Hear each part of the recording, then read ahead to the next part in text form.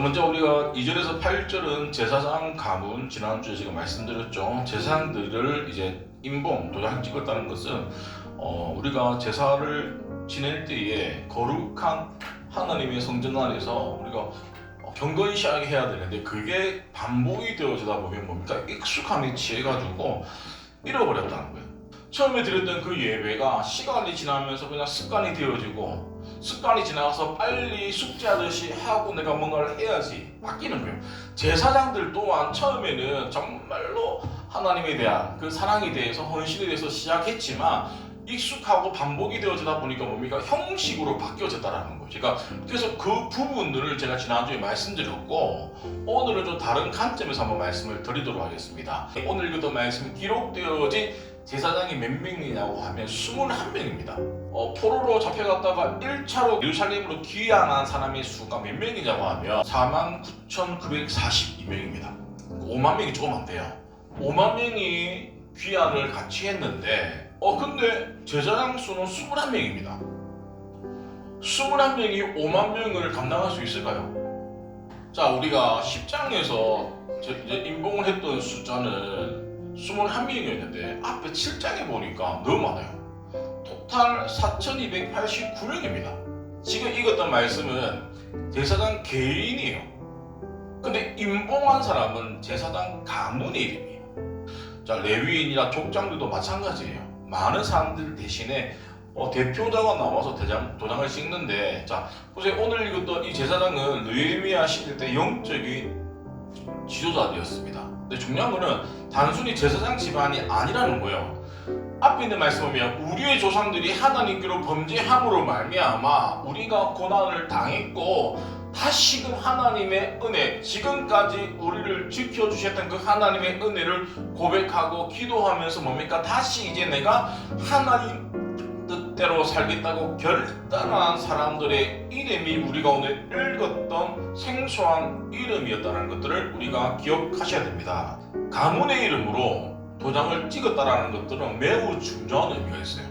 도장 찍었던 이 사람들은 누가 뭐라 하든지 간에 우리 가문은 하나님이 원하시는 대로 결단하고 살기로 뭡니까? 선포했다라는 것들을 우리가 잘 알 수 있습니다. 예나 지금이나 사람들은 가문을 되게 중요시하게 생각합니다. 재벌들이 보면 대부분 재벌가끼리 결혼을 하잖아요. 왜냐하면 자기네 힘 있는 사람들이 모여서 또 다른 힘 있는 가문을 만들기 위해서 보통 하는 게 보편적이에요. 아무리 겉으로는 화려한 명문가 집안이라고 하더라도 그 가정을 깊숙이 들어가 보면 어떨 것 같아요?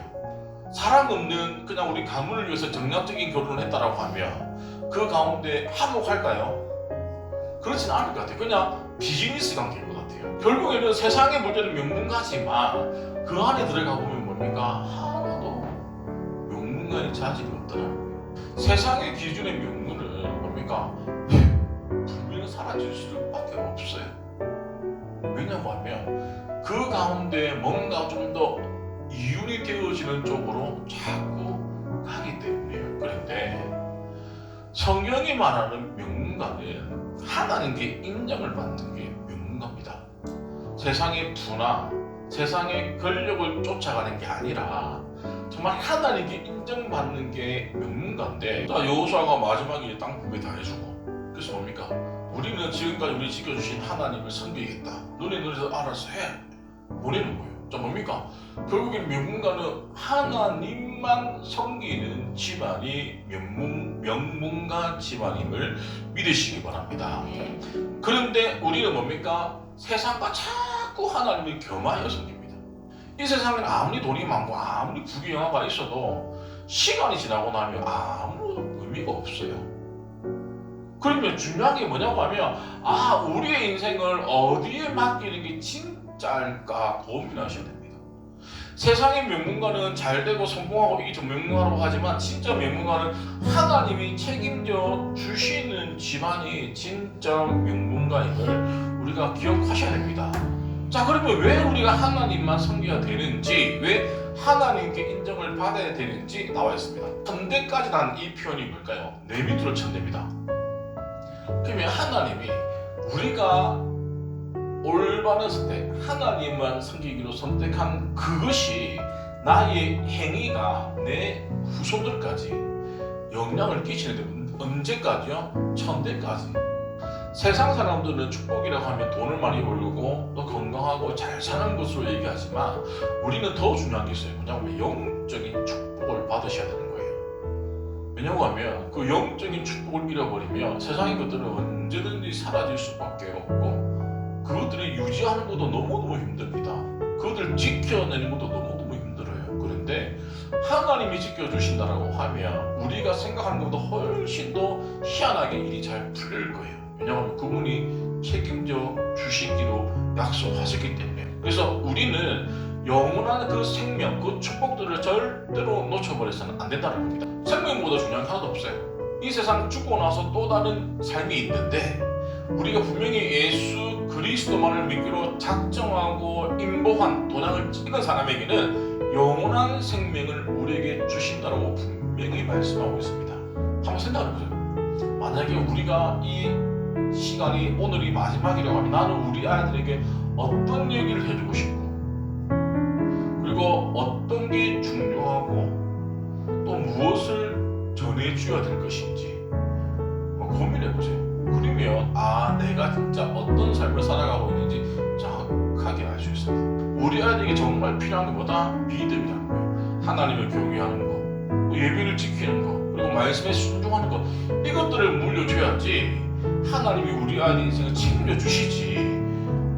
없어져 버릴 만한 것들, 물질이겠죠. 그거는 관리를 잘하면 좋은데 관리를 못하면 언제 어떻게 없어질지를 모른다라는 거예요. 그러면 없어지지 않는 것들을 우리 아이들에게 물려주는 게 진짜 유산이 아닐까 생각해 봅니다.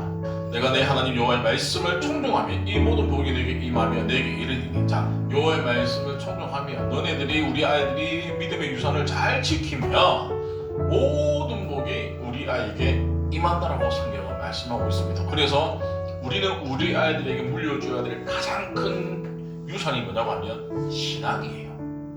믿음입니다. 그리고 9절부터 13절에는 레위인들의 이름이 딱 기록이 되어집니다. 이스라엘 백성이 성전 재건을 마친 후에 7째 달 20날 날에 금식하며 하나 앞에 나가지고 공동체가 다 모여가지고 회개하고 찬양하는 장면이 나와요. 근데 그 중에 오늘도 나오는 것 중에 일수아와 감미엘이 나옵니다. 이 두 인물이 그때도 등장하고 오늘도 등장합니다. 이게 뭐냐고 하면 앞에서는 백성을 대표해서 막 큰 소리로 기도했던 사람들이었어요. 근데 이 기도했던 사람들이 또 도장을 찍어야 될 때 또 나온다라는 거예요. 이게 뭐냐고 하면 기도만 한 사람들이 아니었습니다. 예수아랑 감미엘은 기도도 열심히 했지만 또 하나 내가 그 기도한 대로 반응했던 인물이라는 것들을 우리가 말씀을 통해서 잘 알 수 있습니다. 이게 진짜 신앙이죠. 성도들 가운데 기도를 정말 많이 하는데 삶이 변하지 않는 사람들이 있어요. 이게 뭘까요? 예배는 빠지지 않는데 순종을 별로 안 해. 이런 사람들은 여전히 자기 중심적인 삶을 살아가는 거예요. 기도가 뭐냐고 하면 내 뜻대로 살아가는 게 아니라 하나님 뜻대로 내가 살기로 순종하는 게 기도라는 거예요. 그래서 기도는 하나님의 뜻을 알아가는 시간입니다. 내 뜻을, 내 소원을 이루는 수단이 기도가 아니라는 거예요. 그리고 기도는 하나님의 뜻을 내가 맞추는 시간이에요. 내가 내 시간을 하나님의 시간으로 끄집고 오는 게 아니라 하나님의 시간에 내가 맞추는 것이고 하나님에게 요구하는 게 아니라 내가 순종을 배우는 게 기도의 시간이라는 겁니다. 가장 전형적인 그 기도의 모본이 예수님이 겟세마네 동산에서 기도하셨을 때 내 원대로 마옵시고 아버지 원대로 하옵소서. 나는 당장 십자가에 못 박혀 죽어야 되는데 물론 앞에 기도하죠. 할만하시거든 지나가게 해달라. 근데 내 원대로 하지 말고 아버지 뜻대로 해달라. 이게 뭡니까? 기도의 정석이라는 거예요. 그래서 기도에 힘쓰는 사람은 반드시 하나님의 뜻에도 하나님의 일에도 힘써야 한다는 것들을 우리가 잘 알 수 있습니다. 자, 성벽이 허물어지고 붙잡는 얘기를 들었죠. 그리고 나서 뭡니까? 앉아서 울고 술병한 금식하며 하나님 앞에 금식하며 기도했어요. 이게 1장입니다. 그리고 나서 뭡니까? 끝난 게 아니에요. 기도한 후에 하나님 뜻을 묻고 그리고 하나님이 원하시는 자리에 와서 지금까지 이스라엘 백성을 이끌어왔다는 거예요. 가장 선두에 있어가지고 성벽을 재건하고 나서 제일 문제 된게 뭡니까? 예배드렸다는 거예요. 기도하고 우리 죄를 자복하고, 그래서 우리가 다시 한번 언약 백성이 되어지기로 확정하고 나서 제일 먼저 도장을 찍었던 인물도 누구다? 느헤미야였다는 거예요. 느헤미야가 총독인데 사실 예루살렘 총독으로 와가지고 본인이 소선수범하는 이유가 전혀 없습니다. 시키면 돼요. 야, 도장 다 찍어. 누가 그 명령을 안 듣겠어요. 그럼에도 불구하고 본인이 시키면 되는데도 불구하고 먼저 솔선수범해가지고 도장을 찍는, 그러니까 기도만 하는 사람이 아니라 삶으로 증명해내고 반응했던 인물이 느헤미야였는데, 그래서 결국에는 뭡니까? 일들이 이루어지는 거예요.